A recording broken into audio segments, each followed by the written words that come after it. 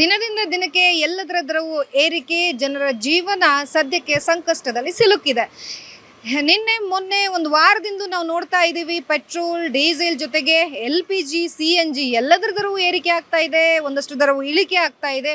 ಈ ಏರಿಳಿತದ ಮಧ್ಯದಲ್ಲಿ ಜನರು ನಿಜಕ್ಕೂ ಜೀವನ ಮಾಡ್ತಾ ಇದ್ದಾರೆ ಅನ್ನುವಂಥ ಒಂದು ಪ್ರಶ್ನೆ.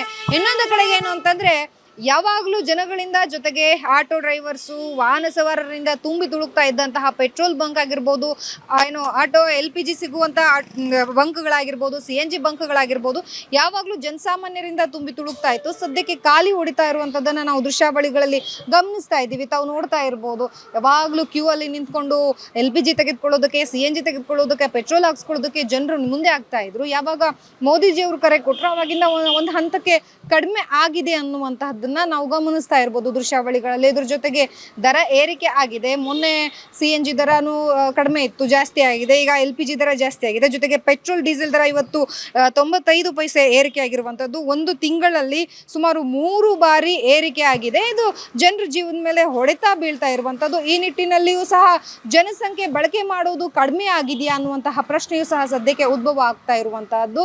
ಇದೀಗ ಶೇಷಾದ್ರಿಪುರಂನ LPG ಬಂಕ್ ಅಲ್ಲಿ ಕಂಡು ಬರ್ತಾ ಇರುವಂತಹ ದೃಶ್ಯಾವಳಿ ಇದು. ಸಂಪೂರ್ಣವಾಗಿ ಖಾಲಿ, ಅಂದ್ರೆ ಬರ್ತಾರೆ ಆದ್ರೆ ಮುಂಚೆ ತರ ಇಲ್ಲ ಅನ್ನುವಂಥದ್ದು.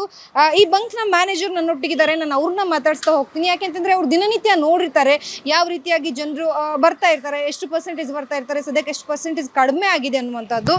ಸರ್, ತಮ್ಮ ಹೆಸರು? ನಮ್ಮ ಹೆಸರು ರಾಕೇಶ್ ಅಂತ. ಓಕೆ ಸರ್, ಈಗ ಮುಂಚೆ ಕಂಪೇರ್ ಮಾಡಿದ್ರೆ ಯಾವ ರೀತಿಯಾಗಿ ಜನರು ಈಗ LPG ತೆಗೆದುಕೊಳ್ಳೋದಕ್ಕೆ ಬರ್ತಾ ಇರುವಂಥದ್ದು? ಮೇಡಮ್, ವಾರಗಿಂತ ಮೊದಲಿನಗಿಂತ ಬರೋದಕ್ಕಿಂತ ಮುಂಚೆ ಈಗ 30% ಕಡಿಮೆ ಜನ ಬರ್ತಾ ಇದ್ದಾರೆ.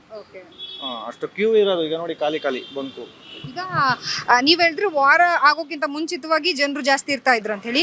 ಯಾವಾಗ ನರೇಂದ್ರ ಮೋದಿ ಅವರು ಒಂದು ಕರೆಯನ್ನ ಕೊಟ್ಟಿದ್ದಾರೆ ಪ್ರಧಾನಿಗಳು, ಎಲ್ಲರೂ ಸಹ ಈ ಪೆಟ್ರೋಲ್ ಡೀಸೆಲ್ ಈ ಎಲ್ಲವೂ ಬಳಕೆಯನ್ನ ಕಡಿಮೆ ಮಾಡಿ ಅಂತ ಹೇಳಿದ್ದಾರೆ. ಅದಾದ ಬಳಿಕ ನೀವೇನಾದ್ರೂ ಗಮನಿಸಿದ್ದೀರಾ? ಅದಾದ ಬಳಿಕೆಯೂ ಸಹ ಕಡಿಮೆ ಆಗ್ತಾ ಇದೆಯಾ? ಹಂಗೆ ಇಲ್ಲ, ಅದಾದ ಬಳಿಕ ಏನು ಕಡಿಮೆ ಆಗಿಲ್ಲ. ಈ ಮುಂಚೆ ಏನು ಲಾಸ್ಟ್ ಮಂತ್ ಗ್ಯಾಸ್ ಸಿಗ್ತಾ ಇರಲಿಲ್ಲ, 20 ದಿನ ನಮ್ಮ ಬಂಕು ಕ್ಲೋಸ್ ಆಗಿತ್ತು. ಅವಾಗಿಂದ ಜನ ಏನು ಮಾಡಿದ್ದಾರೆ, LPGಗೆ ಪರದಾಡಿದ್ದಾರೆ. ಹಂಗಾಗಿ ಈಗೇನು ಬೇರೆ ಕಡೆ ಕನ್ವರ್ಟ್ ಮಾಡಿರ್ಬೋದು ಆಟೋನ, ಅಥವಾ ಹೊಸ ಆಟೋ ಪರ್ಚೇಸ್ ಮಾಡಿರ್ಬೋದು, ಏನೋ ಬೇರೆ ಕಾರಣ. LPGಗೆ ಮಾತ್ರ ಸ್ವಲ್ಪ ಈಗ ಬೇಡಿಕೆ ಕಡಿಮೆ ಆಗಿದೆ. ಅಂದರೆ ನಮ್ಮಲ್ಲಿ 30% ಜನ ಕಡಿಮೆ ಬರ್ತಾ ಇಲ್ಲ. ಬಂದಿರುವಂಥ ಆಟೋ ಚಾಲಕರು ಏನು ಹೇಳ್ತಾರೆ ಸರ್? ನಾವು ಆಟೋ ಓಡಿಸೋದೇ ಇಲ್ಲ, ಬಿಟ್ಬಿಡ್ತೀವಿ, ಜೀವನ ಕಷ್ಟ ಅಂತ ಹೇಳ್ಕೊತಾರೆ, ಏನೆಲ್ಲ ಹೇಳ್ತಿದ್ದಾರೆ. ಈಗ ಏನಂದರೆ ರೇಟು ನೋಡಿ ಡಬಲ್ ಜಾಸ್ತಿ ಆಗಿದೆ. 50 ಸಮಥಿಂಗ್ ಇತ್ತು ರೇಟು ಇದು ವಾರ ಆಗೋದಕ್ಕಿಂತ ಮುಂಚೆ. ಈಗ ಏನಾಗಿದೆ, 99 ತನಕ ಹೋಗಿ ವಾಪಸ್ ಬಂದಿದೆ, 95 ಬಂದಿದೆ ಇವತ್ತಿನ ರೇಟಿಗೆ. ಆವಾಗ ತಿಂಗಳಿಗೆ ಒಂದು ಸರಿ ಮಾತ್ರ ಚೇಂಜಸ್ ಆಗ್ತಾ ಇತ್ತು, ಇಲ್ಲ ಕಡಿಮೆ ಆಗೋದಿಲ್ಲ ಜಾಸ್ತಿ ಆಗಿ. ಈಗ ಯಾವಾಗ ಅಂದ್ರೆ ಅವಾಗೆ ಚೇಂಜಸ್ ಆಗ್ತಾನೆ ಇದೆ. ಆ ಕಾರಣಕ್ಕೆ ಅವ್ರು ಏನು ಮಾಡ್ತಿದ್ದಾರೆ, ಈಗ ಬರೋ ಸಂಪಾದನೆ ದುಡ್ಡೆಲ್ಲನ ನಾವು ಗ್ಯಾಸ್ಗೆ ಆಗುತ್ತೆ, ಮೇಂಟೆನೆನ್ಸ್ ಮಾಡೋಕ್ಕಾಗ್ತಿಲ್ಲ, ಮನೆ ಇದೆಲ್ಲ ಮೇಂಟೈನ್ ಮಾಡೋಕ್ಕಾಗ್ತಾ ಇಲ್ಲ, ಆಟೋನೇ ಓಡಿಸೋದು ಬಿಡಬೇಕು ಎಂಬ ಲೆಕ್ಕಾಚಾರ ಮಾತಾಡ್ತಿದ್ದಾರೆ.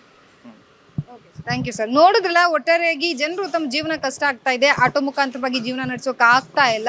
ವಾರಗಿಂತ ಮುಂಚೆಯಾಗಿ ನಾವು ಕಂಪೇರ್ ಮಾಡ್ತಾ ಹೋದರೆ ನಮಗೆ ಒಂದು 30% ಇಳಿಕೆ ಆಗಿರುವಂಥದ್ದು. ಪ್ರಧಾನಿಗಳ ಮಾತಿನ ಮೇಲೂ ಸಹ ಎಫೆಕ್ಟ್ ಆಗಿರ್ಬೋದು, ಆದರೆ ಸದ್ಯಕ್ಕೆ ನಮಗೆ ಆ ರೀತಿಯಾಗಿ ಕಂಡು ಬಂದಿಲ್ಲ ಅನ್ನುವಂಥ ಮಾತನ್ನು ಸಹ ಈ ಬಂಕ್ ಮ್ಯಾನೇಜರ್ ಹೇಳಿರುವಂಥದ್ದು. ಒಟ್ಟಾರೆಯಾಗಿ ನಾವು ಗಮನಿಸ್ತಾ ಹೋದರೆ ಸಂಪೂರ್ಣವಾಗಿ ಅಂದರೆ ಯಾವಾಗಲೂ ಕ್ಯೂ ಇರ್ತಾ ಇದ್ದಂತಹ ಬಂಕ್ಗಳು ಸದ್ಯಕ್ಕೆ ಖಾಲಿ ಆಗಿರುವಂಥದ್ದು ಮಾತ್ರ ಸತ್ಯ. ಸೊ ಈ ನಿಟ್ಟಿನಲ್ಲಿ ಎಲ್ಲ ಒಂದು ಕಡೆ ಪ್ರಧಾನಿಗಳು ಮಾತು ಸಹ ಅವರು ಹೇಳಿರುವಂಥದ್ದನ್ನ ಪಾಲನೆ ಮಾಡ್ತಾ ಇದ್ದಾರಾ ಅನ್ನುವಂಥದ್ದು ಸಹ.